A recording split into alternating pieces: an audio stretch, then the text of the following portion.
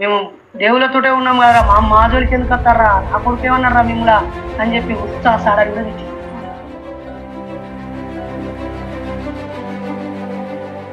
అసలు వినాయక చవితి రోజు పక్కింట్ల మీద రాళ్ళేస్తే దోషం పోతుందని ఎవరు చెప్పారా నీకు? అసలు మదర్ సెంటిమెంట్ను కూడా కేజీఎఫ్ లెవెల్లో ఎలివేషన్ ఇస్తూ ఉంటాడు. అదేంటో ఒకసారి మనం ఆ వీడియో చూసుకుంటూ మనం మాట్లాడదాం. నమస్కారం అందరికీ, కట్టరి ఇండియన్ ఛానల్కి స్వాగతం. ఈరోజు మనం ఈ వీడియోలో బైరి నరేష్ గురించి ఒకసారి మాట్లాడుకుందాం. ఎందుకు అంటే విషయ పరిజ్ఞానం చాలా శూన్యం, అయినా దాని గురించి అన్నీ నాకే తెలిసినట్టు మాట్లాడుతూ ఉంటాడు. ఎట్ ద సేమ్ టైం తను అల్లే కథలు ఎలా ఉంటాయంటే ఓహో ఇది నిజమే అన్నట్టుంటాయి, కానీ తను చెప్పే ప్రతి విషయం కూడా సినిమాటిక్గా చెప్తా ఉంటాడు. ఆ చెప్పే అబద్ధం కూడా సినిమాటిక్గా చెప్పి అవతలను నమ్మించే ప్రయత్నం చేస్తూ ఉంటాడు. అసత్య ప్రచారం అనేది ఇతను ఎలా చెప్తున్నాడు అనేది ఒకసారి మనం చూద్దాం. ఇక్కడ తను మదర్ సెంటిమెంట్ను కూడా కేజీఎఫ్ లెవెల్లో ఎలివేషన్ ఇస్తూ ఉంటాడు. అదేంటో ఒకసారి మనం ఆ వీడియో చూసుకుంటూ మనం మాట్లాడదాం. అమ్మ ఏమన్నది? అమ్మ అయితే కన్నీరు మున్నీరు అయింది. ఆమె దేవుళ్ళని మొక్కుతుంది కదా, దేవుళ్ళని పొలి తిట్టింది. కరెక్ట్. నేను ఇన్ని దీపాలు పెట్టినా కాదురా అని దేవుళ్ళని తిట్టింది. మేము దేవుళ్ళతోటే ఉన్నాం కదరా, మా జోలికి ఎందుకు వస్తారా, నా కొడుకు ఏమన్నారా మిమ్మల్ని అని చెప్పి ఉత్సాహ సాడని గురించి. ఎస్, మీ తల్లి గారు దేవుణ్ణి నమ్ముతారు, దేవుణ్ణి కొలుస్తారు. అయినా కొన్ని సిచ్యువేషన్స్లో మనం కూడా అనుకుంటాం, ఒరే దేవుడా నాకు ఇలాంటి కష్టాలు ఎందుకు పెడుతున్నావు అని చెప్పేసి మేము కూడా తిట్టుకుంటాం. ఎందుకంటే మేము దేవుని నమ్ముతాం కాబట్టి. మీ అమ్మగారు అట్లా తిట్టడంలో కూడా పెద్ద ఆశ్చర్యపోవాల్సిన అవసరం లేదు. చాలామంది చాలా రకాలుగా తిట్టుకుంటూ ఉంటారు. ఏంటంటే అప్పుడప్పుడు ప్రతికూల పరిస్థితులు వచ్చినప్పుడు జరుగుతూ ఉంటుంది.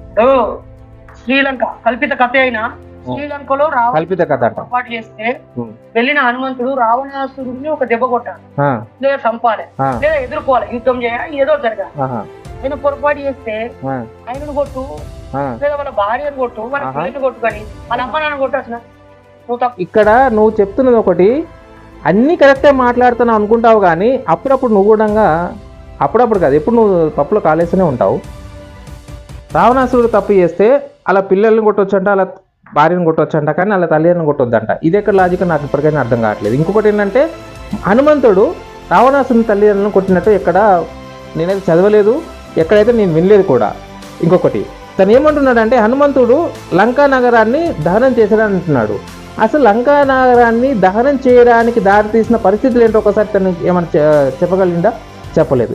ఎందుకు అంటే అసలు హనుమంతుడు లంకా నగరానికి వెళ్ళే ముందే ఒక రాక్షసితోటి గొడవ పడి ఆ రాక్షసిని చంపేస్తాడు.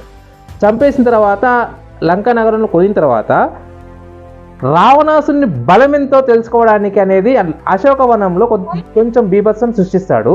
సృష్టించిన తర్వాత రావణాసురుడు అతని పైకి 80,000 మంది రాక్షసులను పంపిస్తాడు. ఆ రాక్షసులు పంపించిన తర్వాత ఆ రాక్షసులందరినీ మట్టు పెడతాడు. మట్టు పెట్టిన తర్వాత రావణాసురుడు కొంతమంది తన పిల్లల్ని కూడా పంపిస్తాడు. ఆ యుద్ధంలో ఆ పిల్లలు చచ్చిపోతారు.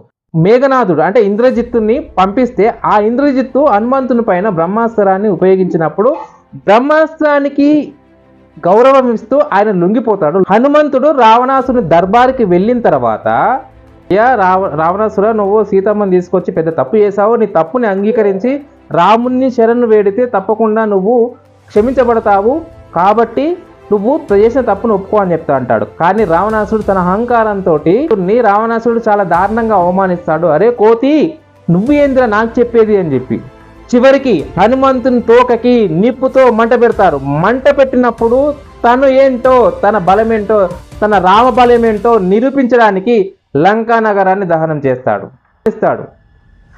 అవమానించడంతో పాటు తోకకి నిప్పు పెడతాడు. నిప్పు పెట్టినప్పుడు తన బలం ఏంటో ఒక్కసారి వాళ్ళకి రుచి చూపించకుండా ఉండలేరుగా ఎవరైనా సరే. నువ్వు ఎట్లా చెప్తున్నావు అంటే, ఎవడైనా ఒక టెర్రరిస్ట్ గ్రూప్కి ఒక నాయకుడు ఉంటాడు, వాడు బీభత్సం సృష్టించినప్పుడు తప్పు వాడు టెర్రరిస్ట్ లీడర్ మాత్రమే చేశాడు, కానీ టెర్రరిస్ట్ గ్రూప్లో ఉన్న జనాలు మాత్రం తప్పు చేయలేదు కాబట్టి వాళ్ళని ఏమనొద్దు అన్న విధంగా ఉందిరా భయ్ నువ్వు చెప్పేది. ఎవడైనా సరే తన రాజ్యానికి రాజు ఏదైతే చేస్తాడో తప్పు, దానికి సంబంధించిన శిక్ష అనేది ఆ రాజ్యంలోని ప్రజలకు ఉంటుంది. మరి ఇతను వినాయక చవితి గురించి కూడా ఒకటి మాట్లాడుతున్నాడు, ఒకసారి విందాం అదేంటో. అరే మన ఊళ్ళో ఎవ్వరికి చదువు చదవలేట కదరా, పిహెచ్డి అంటే తెలియదు కానీ వీళ్ళ మమ్మీ అంట నిజంగా కష్టపడి ఉండొచ్చు, వీళ్ళ మమ్మీ అంట పిహెచ్డి చదివేదాకా చాలా కష్టపడ్డాయంట. ఆ రకంగా వీళ్ళని పెంచి పెద్ద చేసిందంట. ఓకే, ఇట్స్ గుడ్, మంచిదే. ఎవరైనా సరే తన తల్లికి పిల్లల మీద ప్రేమ ఉంటుంది, వాళ్ళ ప్రయోజకులుగా చూడాలనుకుంటారు. దీంట్లో మనం సందేశించాల్సింది ఏమి ఉండదు. ఎట్ ద సేమ్ టైం ఆమెకి సెల్యూట్ చేస్తున్నాను వాళ్ళ మదర్కి. అయితే ఇక్కడ నుంచి మనోడి ఎలివేషన్ ఎలా ఉంటుంది అంటే కేజీఎఫ్ లెవెల్లో ఉంటుంది సార్, చూద్దాం. అమ్మకు తెలుసు, ఎందుకంటే చిన్నప్పుడు అమ్మ ఫీడింగ్ చేస్తూ దీపం పెట్టుకుని నా పక్కన నేను చదివితే అంతసేపు నాతో మెలుకుతో ఉండి ఫీడింగ్ చేసేది. నన్ను వేలు పట్టుకొని నడిపిస్తూ తమ్ముని భుజాన్ని వేసుకొని బీడీల కట్టను అప్పయ్య ప్రాంతారని ఇంటి మీద వినాయక చవితి సందర్భంగా మా ఊర్లో ఆచారం ఉంటుంది, బయట కూడా ఈ ఆచారం ఉంటుంది. వినాయక చవితి రోజు వినాయకుడికి ఏనుగు తల పెట్టినప్పుడు అందరూ నవ్వెట్టని పార్వతి అనే ఆవిడ కల్పిత కథ. ఇక్కడ చూడు వీళ్ళు చెప్పేది కూడా ఎలా ఉంది అంటే దారుణంగా ఉంది. అరే వినాయకునికి ఏనుగు తల పెడితే అందరూ ఎందుకు నవ్వుతారు? చూడు బాధపడ్డారని చెప్పి నిన్ను చూసి వినాయక చవితి రోజు ఎవరు నవ్వితే వాళ్ళు నిందల పాలవుతారని ఒక శాపం పెట్టారని, చంద్రుడు వినాయకుడిని చూసి నవ్వడం వల్ల నువ్వు నిందల పాలవుతావన్నారు. చంద్రుడు నవ్వాడు. ఇక్కడ చూడు తను చెప్పేది ఎలా ఉందంటే వినాయకునికి ఏనుగు తలకాయ పెట్టినందుకు అందరు నవ్వారని పార్వతీదేవికి కోపం వచ్చింది అంటున్నాడు. ఇంకొకటి ఏంటంటే చంద్రుడు కూడా నవ్వాడు కాబట్టి చంద్రుని చూస్తే నిందలు పొందుతారని చెప్పేసి అని శాపం పెట్టింది అంటున్నాడు. అసలు యాక్చువల్గా ఇక్కడ మనం ఒక చిన్న విషయం తెలుసుకుందాం. అసలు చంద్రునికి ఆ శాపం ఎలా వచ్చింది అంటే వినాయక చవితి రోజు అంటే తను పుట్టినరోజు పంచభక్ష పరమాన్నాలు అంటే ఉండ్రాళ్ళు కానీ స్వీట్స్ కానీ బాగా తిని భుక్త ఆయాసంతో ఉంటాడు. అది బాగా ఆయాసం ఉన్న తర్వాత అది పొట్ట పగిలి బయటపడుతుంది. బయటపడ్డప్పుడు పైనుంచి చంద్రుడు చూసి నవ్వుతాడు.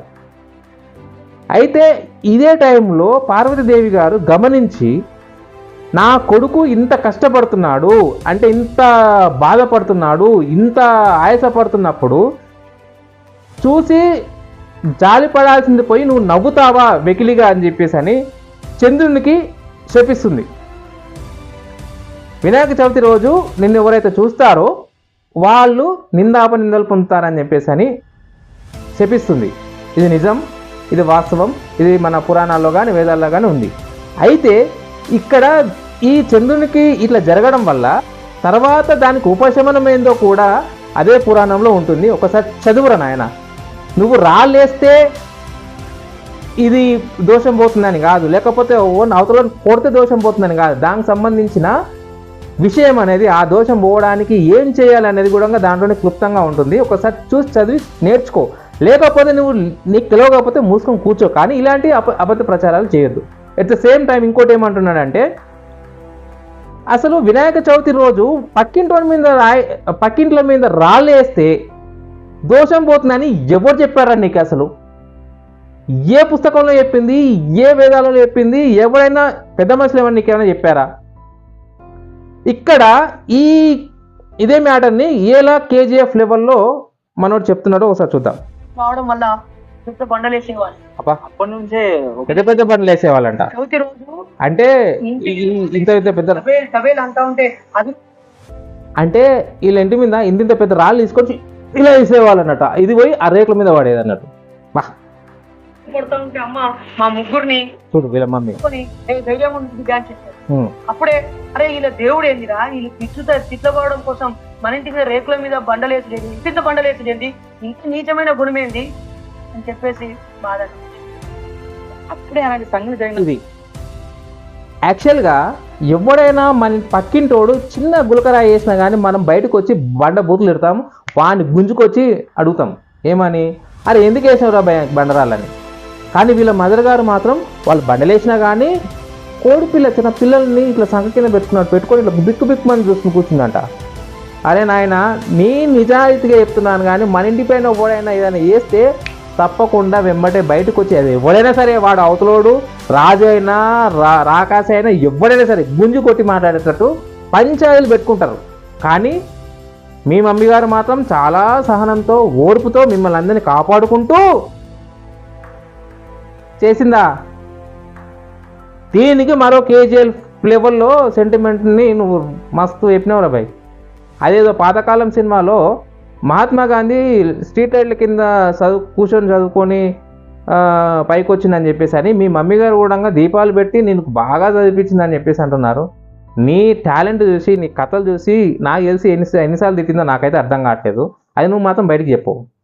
అరే నీ భావజాలాన్ని ఉంటే నువ్వు జేబులో మర్చిపెట్టుకో, అది నువ్వు పాటించు. కానీ నీ భావజాలాన్ని అవతల మీద దరిద్రంగా దారుణంగా రుద్దడానికి ప్రయత్నం చేసావనుకో అస్సలు బాగోదు. అసలు నీకు పిహెచ్డి స్కాలర్ ఎవరు ఇచ్చారు నాకు అర్థం కావట్లేదు ఇప్పటికీ. ఆయనకు దండం పెట్టాలి ఇలాంటివన్నీ భరించినందుకు. ఇది ఫ్రెండ్స్, ఏదేమైనా మన పురాణాలు కానీ మన వేదాలు కానీ మన ఇతిహాసాలు కానీ మన ఆచారాల సంప్రదాయాలు కానీ ప్రతి దాంట్లో ఒక సైన్స్ అనేది ఇమిడి ఉంటుంది. దయచేసి గుర్తుపెట్టుకోండి. ఎవడో కొనికిస్తే గుట్టంగాళ్ళు చెప్పినంత మాత్రాన మన సంస్కృతి అనేది దారుణంగా అయితే ఉండదండి. మన సంస్కృతి చాలా గొప్పది. మన భారతదేశం ఆచారాల కట్టుబాట్లు ప్రతిదీ కూడా ప్రపంచంలో మన ఉన్న సంస్కృతికి ఉన్నంత గొప్పతనం అయితే ఏ సంస్కృతికి లేదు. So thanks for watching. Cutter Indian ఛానల్కి సబ్స్క్రైబ్ చేస్తారని కోరుకుంటున్నాను. దయచేసి ఈ వీడియో మీకు నచ్చినట్లయితే షేర్ చేయండి, లైక్ చేయండి, సబ్స్క్రైబ్ చేయండి, కింద కమెంట్ కూడా పెట్టండి. ధన్యవాదాలు.